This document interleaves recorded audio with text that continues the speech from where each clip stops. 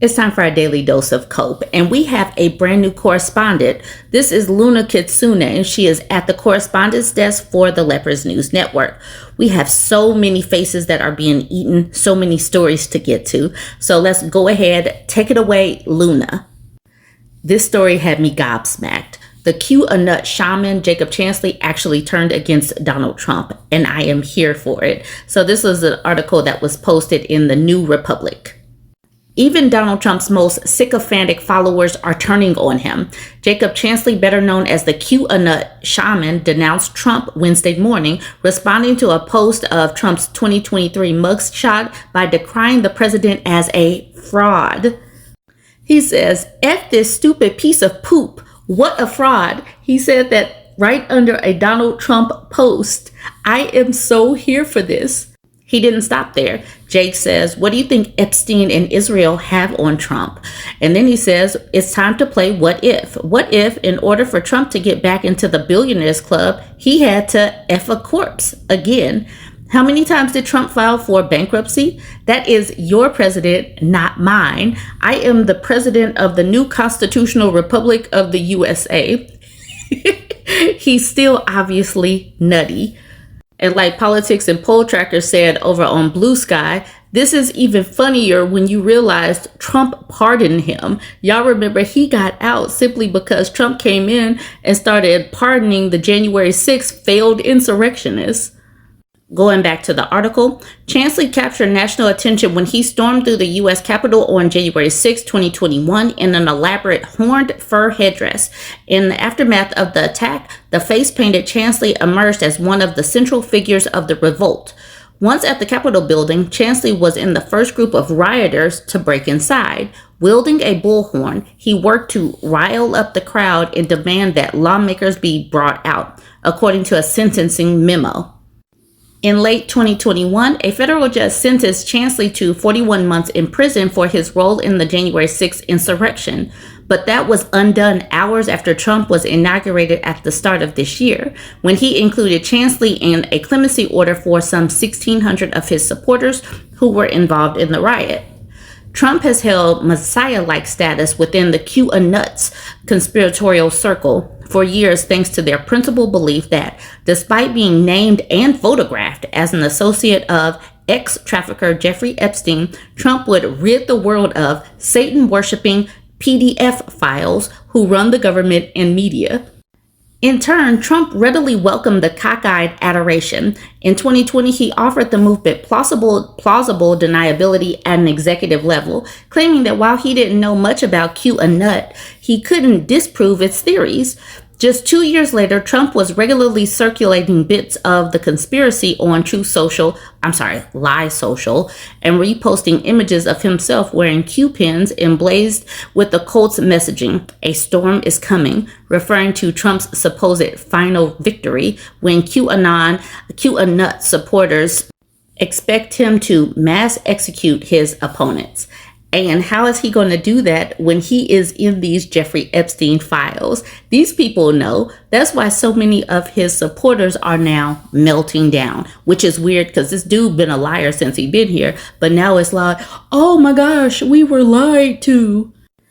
In the You Voted for That subreddit, they posted this video and they titled it "Denial, Anger, Bargaining, Depression, Acceptance." MAGA is hardcore in the bargaining phase and neck deep in mountains of copium. This guy makes my head hurt. I'll show a clip of this video. Donald Trump's Department of Justice told him in May that he was in the Jeff Epstein files, and if he would have came out and told all of us, hey guys, this is just like the Russia hoax, this is just like Butler, Pennsylvania, this is just like the 2020 election, that's more believable, and we could stand behind him during that process if he would have went that approach. But that's not what Pam Bondi and Donald Trump did. What they did was, Pam Bondi specifically, oh my gosh, like, she just tried to cover it up. She released a document saying there's no relevant information. Like, that's not believable. Like, you lost a lot of our trust. And then, you know, Donald Trump went on a tear on Truth Social trying to like insult us, like insult our intelligence. We're not dumb. Like, we know something is up. In the comments underneath that man's video, the part where he says we're not dumb, the person just says, Sigh. And then Miss Steer says, I out loud said, well, when he said that. And then Corbin says, I just wear the hat of a PDF file and PDF file protectors and enablers for fun. They don't think that they're dumb, but they voted for a liar, a man that is a known liar and a felon. So why are they acting like they're not dumb? In other news, a Trump supporter died today. Hulk Hogan died, and he is a Trump supporter, and Trump is still alive. He died of cardiac arrest, but Trump is still alive, and his heart is still working. The Grim Reaper was out here playing with that little claw thing, and he's like, Hulk Hogan, is Donald Trump even in this thing? He's sitting up here playing games, trying to get Donald Trump for us, but Donald Trump is just not getting picked up. What is going on? I used to follow this dude on TikTok until I figured out that he was a Trump supporter. He is a triple Trump supporter, a triple Trump voter. He was going off. I don't follow him. I don't know how I ended up seeing this video, but the Epstein list is a bridge too far for many of these people, and he is fired up about this. Trump, you were the chosen one.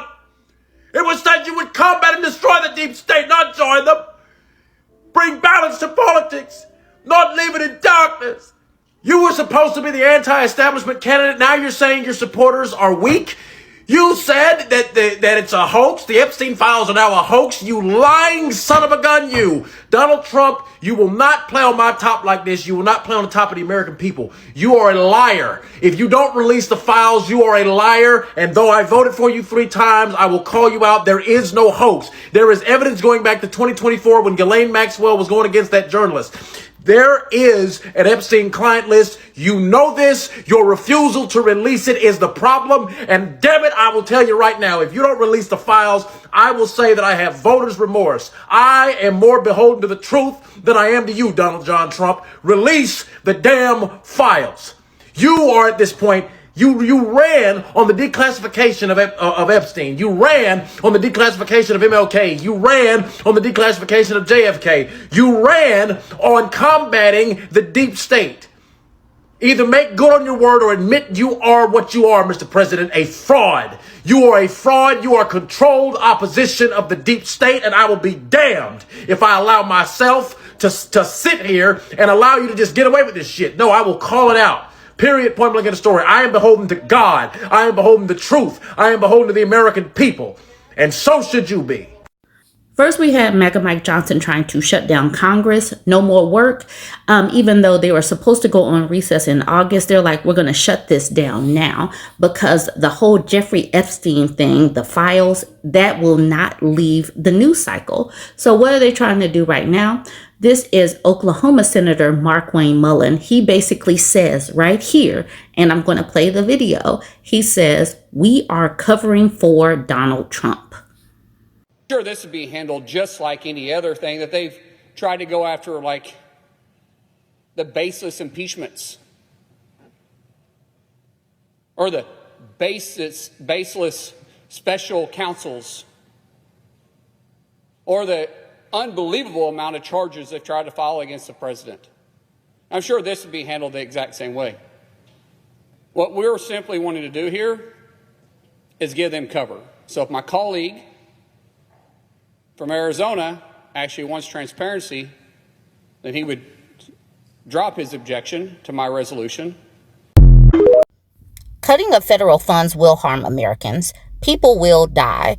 We got the latest example of cutting federal funds and possibly harming people. We don't know if their faces will be eaten, but the lack of funds will harm these people. So this came out of Texas. Rio Grande Valley's biggest free health clinic event of the year is canceled due to federal cuts. It's the first time Operation Border Health has been canceled in 26 years. More than 6,600 people received checkups, dental services, diabetes screenings, and more last year. Every year since 1999, the Rio Grande Valley has hosted a massive 5-day event to offer free health services across several counties. More than 6,600 people received services from the event last year. People lined up as early as 4 a.m. to access physician checkups, immunizations, sports physicals, screening for diabetes, dental services, eye exams, and prescription glasses.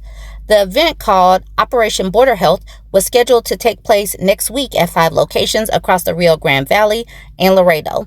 But health officials abruptly announced the event's cancellation last week, marking the first time the event will not be held in 26 years. The local county health department said the event was canceled because of cuts to the Texas Department of State Health Services federal funding.